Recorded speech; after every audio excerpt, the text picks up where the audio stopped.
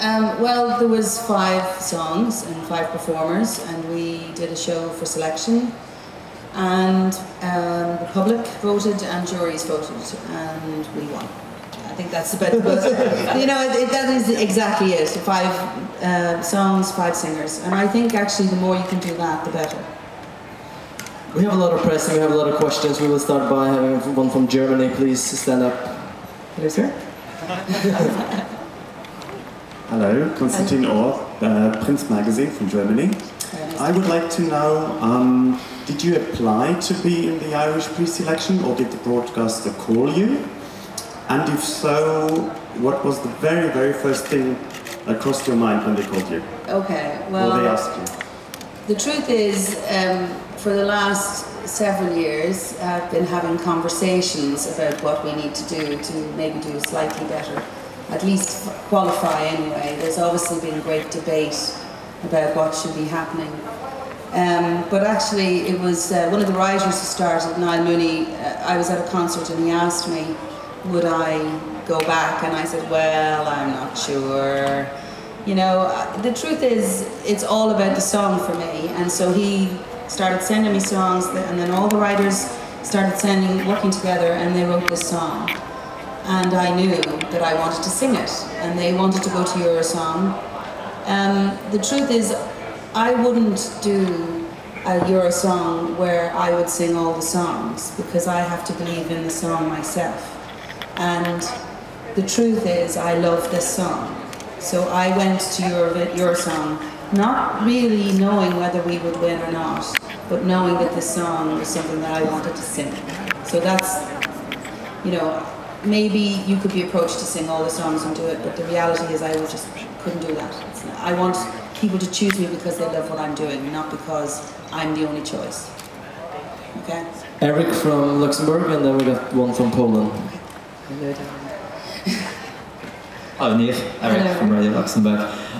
You have obviously changed in a good way over the last 17 years, and Eurovision has changed. Do you think like a victory entry needs like different ingredients, like focus on performance, for instance? Oh, sure. Yeah, everything is different now.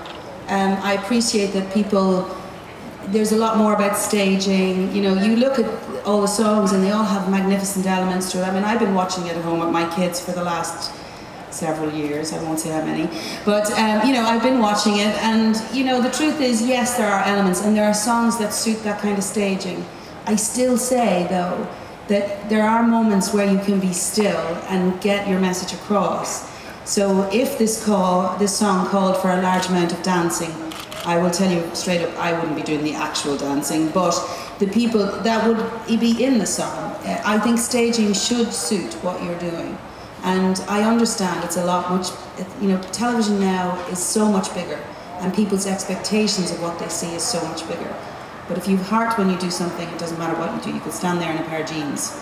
That's the truth. What are you going to wear? Oh, I've got a gorgeous frock. I'm not wearing jeans. It's really ugly. No, it's beautiful. It's a beautiful dress. Yeah. From Poland. Hello, Simon. And then we got Australia. Hi. Oh, lovely, Niamh. Great to see you again. Yes, I know. I'm in double role because I do reports for Polish Radio 1, and actually you were our guest already. That's right. It was really nice. And on behalf of Martin, I'm his press officer, yes. I invite you to Polish party because you mentioned that you like parties. So yes, I like join parties. us on Saturday at 6. You all have to come now. Of course. But the question is, because I mean, you are a great singer, but you have also your dreams, your plans. What do you think about your musical future? My musical future. Well, I definitely intend to record some more songs. I had hoped to have been already on that road. Unfortunately, the big cloud stopped me going to Sweden for a week. So that kind of was a little moment. But you know, the truth is, my musical dreams is always to record songs that I love, and hopefully that until I'm 106, people will still like to hear me sing it. So I think even if I'm sitting in the old folks' home in the corner, I'll still be singing. That's what I want to be doing. So a new album and a tour, I hope. Another with Barbra Streisand? Yeah, Barbra Streisand, and I did sing on the same album as her. She doesn't know that yet, though, Barbara. We will tell her, we will tell her. We got Australian radio, and then we got 2 other Hi, Alistair Birch from Australian Radio. First, I'd like to say, Ireland, welcome back to the Eurovision. It's been a while. Thank you very much. Your last involvement in the Eurovision was a small role in 2008. Can you remind us what you did for Belgrade? And if I got my research right? Oh, you mean I did the vote? I spoke the votes? Yes. Exactly. That must be. Tell us what you felt being involved and yet so far away. Well, it was yes, it's very removed actually. Now that you say that, they did put me in a lovely suit. I remember that. Yes, actually, and you wouldn't. You know, the interesting thing about that is that you spend 2 days practicing to do that 30 seconds. You know, it's quite astounding how many times I had to have my makeup and my hair done for that. And of course, it was quite sad for us because we didn't quite make it that year. Dustin didn't quite do it for you. You know, so yeah, that is a different way to be involved. It was quite fun to be, but every year I do something with Eurovision because Eurovision has always been very good to me, and it's like visiting someone you love. You mightn't see them all the time, but it's important to see them. And you know, I like to catch up with people and see what they're doing. You know, I'm not always doing Eurovision things, but I like to do at least one thing. Now this is pretty big this year, the thing I'm doing, right? We got another one here, please stand up and get a microphone, and then we have... Hi, Niamh. Even though you told me you're really cool, calm and collected, is there something you do before you go on stage to prepare yourself for the television and the real audience? Yeah, I like to be quiet for a little bit, which for me is quite unusual because I'm not a quiet person.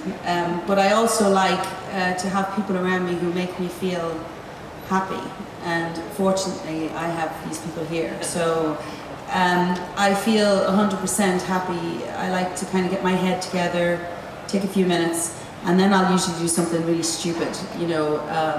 At the moment we're doing our Stavros Flatley stance. I'm sure you've seen me do it. I'm not actually going to do that, but they're going to, by the time I stand up on that stage, they're going to think I'm doing it, and it'll relax us all, I think. Do the foot. I can't dance, that's why it's so funny. But actually, what I like to do before I go on stage is to feel relaxed, because there are nerves that happen and your little stomach is going, oh my God. But it is lovely to just go and take the breaths and know that when you walk out, people are going to go, yes, we like you, come on out. You know, come on into the parlour and sing us a song.